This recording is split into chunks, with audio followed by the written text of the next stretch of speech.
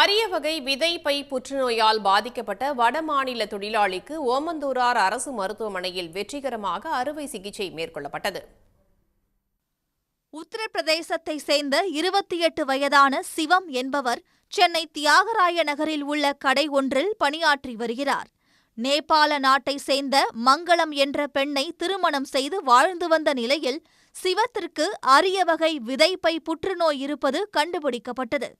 தனியார் மருத்துவமனையில் சிகிச்சை பெறும் அளவிற்கு வசதியில்லாத அந்த தம்பதி ஓமந்தூரார் அரசு மருத்துவமனைக்கு சென்றனர்.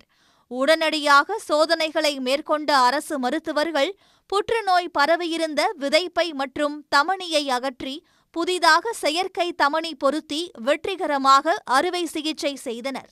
தனது கணவருக்கு மறுபிறவி அளித்த மருத்துவர்களுக்கும் தமிழ்நாடு அரசுக்கும் நேபாள பெண் நன்றி தெரிவித்தார். ஓமந்தூர்லே காசு சொல்லவே இல்லை. அப்படியே ஆப்ரேஷன் பண்ணாங்க, நம்மளுக்கு எதுவுமே சொல்லலை. அப்புறம் ஃப்ரீ தான் பண்ணாங்க சார். அடையாரில் தான் 10 லாக்ஸ் சொன்னாங்க சார். நம்ம பயந்துட்டோம், 10 லாக்ஸ் நம்மக்கிட்ட இல்லை. அவங்க சொன்னாங்க ஹோமந்தூரில் இருக்குது சொன்னாங்க. அந்த டாக்டர் தான் சொன்னாங்க. அவங்க சொன்னனால தான் எங்கள் ஹஸ்பண்ட் இப்போ நல்லா தான் இருக்காங்க. எங்கள் பொண்ணு கூட கவர்மெண்ட் ஸ்கூலில் தான் இருக்குது. எங்கள் ஹஸ்பண்டுக்கு அங்கே தான் ட்ரீட்மெண்ட் பார்க்கு.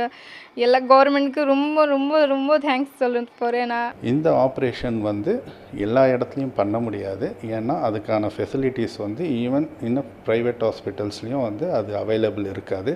அதனால தான் அவரை இங்கே ரெஃபர் பண்ணியிருக்காங்க. ப்ளஸ் காஸ்ட் வைஸ் பார்த்திங்கன்னா குறைஞ்சபட்சம் ஒரு 25 to 30 லட்சம் ஆகும் இந்த ஆப்ரேஷனுக்கு.